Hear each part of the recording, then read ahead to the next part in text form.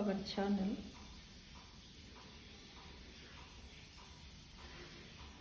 ఈ మధ్యకాలంలో పిల్లలు తల్లిదండ్రుల మీద అంటే ఒపీనియన్ ఆన్ ఫాదర్స్ పేరెంట్స్ అన్నమాట.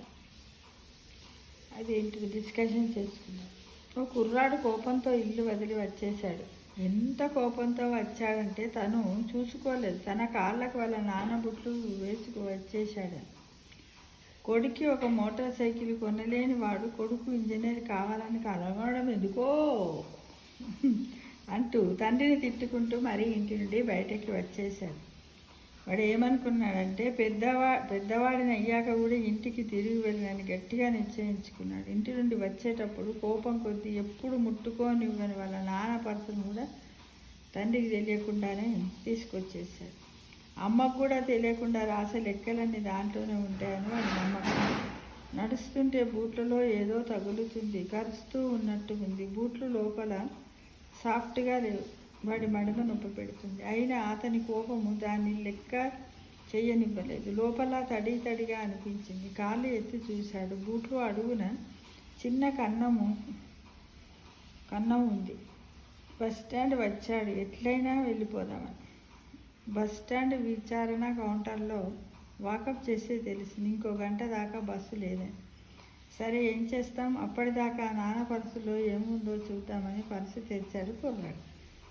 ఆఫీసులో 40,000 అప్పు తీసుకున్న లోన్ రసీదు, కొడుకు కోసం కొన్న ల్యాప్టాప్ బిల్లులు, ఆఫీసుకు వచ్చేటప్పుడు శుభ్రమైన బూట్లతో రమ్మని మేనేజర్ ఇచ్చిన మెమో, పాత స్కూటరు తెండి, కొత్త మోటార్ సైకిల్తో వెళ్ళండి, గొప్ప ఎక్స్చేంజ్ మేళా అని రాసి ఉన్న కరపత్రం.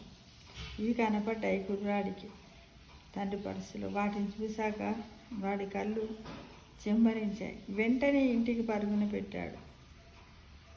ఈసారి ఇల్లంతా వెతికాడు, కానీ ఇంట్లో నాన్న లేడు, స్కూటర్ లేదు. అతనికి తెలిసిపోయింది నాన్న తన స్కూటర్ తీసుకుని ఎక్స్చేంజ్ మేళాకి వెళ్ళాడని. అతి ప్రేమగా చూసుకుంటున్న తన స్కూటర్ను అక్కడిచ్చి తన కోసం బైక్ తేవడానికి ఖచ్చితంగా వెళ్ళాడు. ఆ కుర్రాడి కళ్ళు చెమ్మరిస్తున్నాయి. పరుగున ఎక్స్చేంజ్ ఆఫర్ ఇస్తున్న చోటికి వెళ్ళాడు. వాళ్ళ నాన్న అక్కడే ఉన్నాడు. ఎక్స్చేంజ్ షాపు కుర్రాడితో బేరం ఆడుతున్నాడు. ప్రస్తుతం యూత్కి బాగా ఇష్టమైన మోడల్ బైక్ ఏదో చూపించు, దాని మీద నా కొడుకు హీరోలా ఉండాలని చెబుతున్నాడు.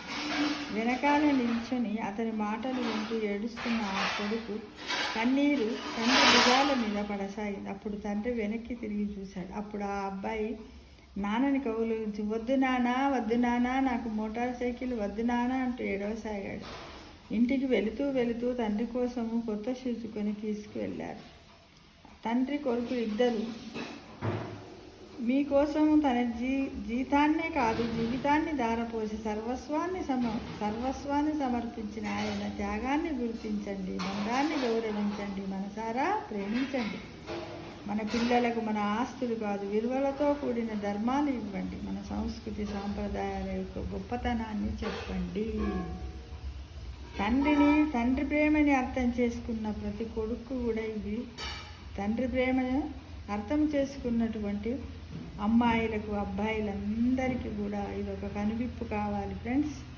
ఎందుకంటే తొందర పడద్దు. దీని కథ వల్ల మన మోరల్ తొందర పడద్దు, విషయాన్ని తెలుసుకోవాలి. మన ఆన్సర్ ఎందుకు కొనియట్లేదు, ఎందుకు ఒకవేళ ఆర్థిక పరిస్థితులు అన్నీ ఉండి పిల్లలను పట్టించుకోకుండా తను సరదాగా తిరుగుతూ తన స్వార్థానికి ఖర్చు పెట్టుకున్నటువంటి తండ్రి మీద ఇలాంటి ఆలోచన చెయ్యాలి. కానీ ఒక మిడిల్ క్లాస్ తండ్రి ఎలా ఇట్లా మన మిడిల్ క్లాస్ లైఫ్లు అంటే ఎలా ఉంటాయి, ముందుకు పోకుండా వెనక్కి రాకుండా. ఎందుకంటే మనకు ఒక బౌండరీ లైఫ్ ఉంటుంది ఫ్రెండ్స్. ఎలా అంటే ముందుకు పోయినా బౌండరీని చూసుకుంటూనే పోవాలి, పక్కకు పోయినా పక్కకు పోయినా బౌండరీని చూడాలి, వెనక్కి పోయినా కూడా బౌండరీని చూడాలి. కాబట్టి మనం ఇలాంటి జీవితాన్ని గడపాలి. కాబట్టి మన పిల్లలకి ఏంటిదంటే సోషల్ వాల్యూస్ అంటే నైతిక విలువలు అంటే సమయస్ఫూర్తి, ఓర్పు, సహనము, సంస్కారం,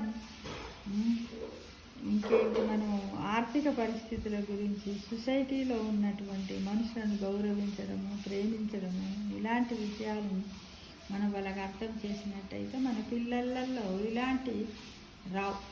భగవంతుడు అకార్డింగ్ టు గౌతమ్ బుద్ధ ఏం చెప్తాడంటే తనను తాను తెలుసుకున్నవాడే నిజమైన మనిషి అంటే. అలానే మన పిల్లలను కూడా తనను తాను, మన పిల్లలు తను ఏమిటి, తన తల్లిదండ్రుల పరిస్థితి ఏమిటి, తనకు తాను తెలుసుకునేటట్లు పెంచడాన్నే నిజమైనటువంటి పేరెంట్గా మనము ఆదర్శవంతమైనటువంటి తల్లిదండ్రులుగా మిగిలిపోతాం సొసైటీలో.